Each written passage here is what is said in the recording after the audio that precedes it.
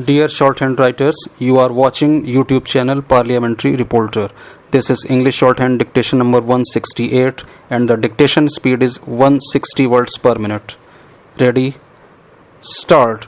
Sir, I rise to support this amendment. If I had agreed with the views which my honourable friend holds on university reforms and the functions of the university, I would not have risen to support this amendment. But I find that both as a person who takes an interest in university reform and as one coming from the backward communities, I am in fundamental disagreement with my honourable friend. Sir, my honourable friend seems to hold that the university is merely a body for the purpose of making statutes and regulations, that it is a body which is merely concerned with holding examinations and with providing postgraduate courses in university departments of education to be started under this bill.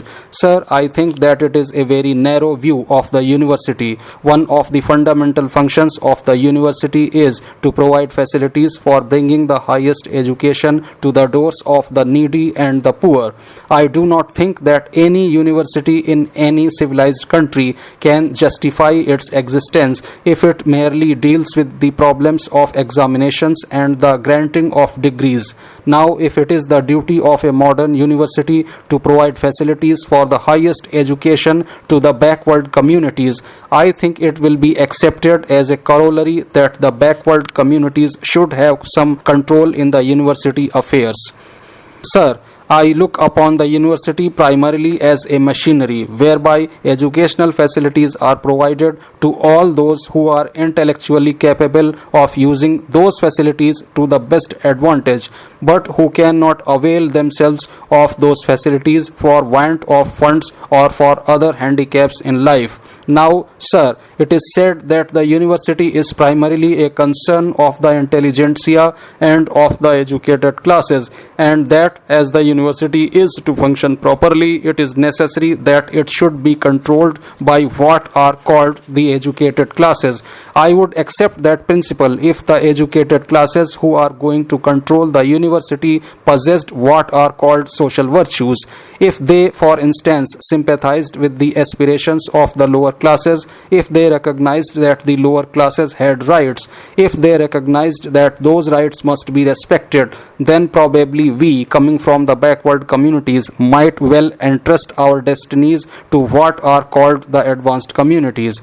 But, sir, for centuries we have had the bitterest experience of the rule of what are called the higher and the educated classes. Sir, I think it is hardly to the credit of the advanced classes that there should exist in this country a large part of the population which is known as the criminal tribes. It is certainly not to their credit that there should exist in this country a population which is regarded untouchable. Surely they could have raised the status of the depressed classes. They could have raised the status of the criminal classes.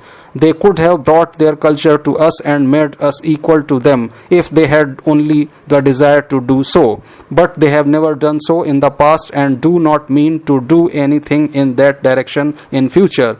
By their careless neglect of us and by their active hostility to our progress, they have convinced us that they are really our enemies. There is no doubt that it is their desire to keep us where we are.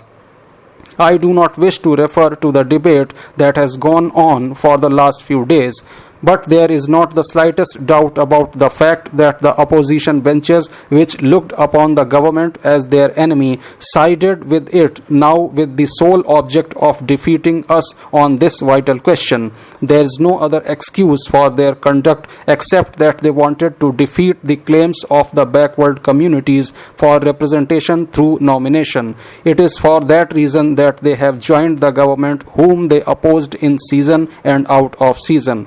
Sir, can we have any trust in an intelligentsia so narrow, so illiberal in its views? My honorable friend said that if it had been a question of division of any material benefits, he would probably consent to the introduction of communal representation on the Senate. But I wish to remind him that the backward classes have come to realize that after all, education is the greatest material benefit for which they can fight. We may forego material benefits, of civilization, but we cannot forego our right and opportunity to reap the benefit of the highest education to the fullest extent. That is the importance of this question from the point of view of the backward classes, who have just realized that without education their existence is not safe. It is for this reason that the fight for increase of seats is being made. There is another point to which I wish to refer. It has been stated several times that since the principals in the different colleges have been given separate representation, it will not be necessary to increase the number of nominated seats, because if the principals had not been given direct representation on the university, the government would have been obliged to use at least 10 seats to make for them. It has also been stated that since a separate provision has now been made for them, the whole number of 40 seats will go to the backward classes. Now, sir, I submit that it is for that very reason that the number of the nominated seats should be increased for ensuring adequate representation of the backward classes. It can never be guaranteed to us that the principals of different colleges who have got direct representation as a result of the amendment of my honorable friend would necessarily be friends of the backward communities. I have had sufficient experience of these principles, and I am sure that those who will be elected to the Senate will be from the upper classes, and they will never come to the rescue of the backward classes who are clamoring for education. If the Honorable Minister had added 10 seats more to the strength of the upper classes in the Senate, he should come to the rescue of the backward communities and equalize the balance. That can be done only by adding 10 more seats to the seats that have already been provided in the bill. Sir, we have expressed our fears and our doubts. I think it is only fair that in a matter like this, where the feelings of the backward communities are so high and where they think that their interests will not be safeguarded unless they get representation on the Senate, government should consider whether it is proper that the government should use its official force to put the backward classes at the mercy of the upper classes. I think it would be wise, and I appeal to the Honorable Leader of the House to leave this question to the free vote of this House. Let the House decide in any way it likes best. With these remarks, I support the amendment.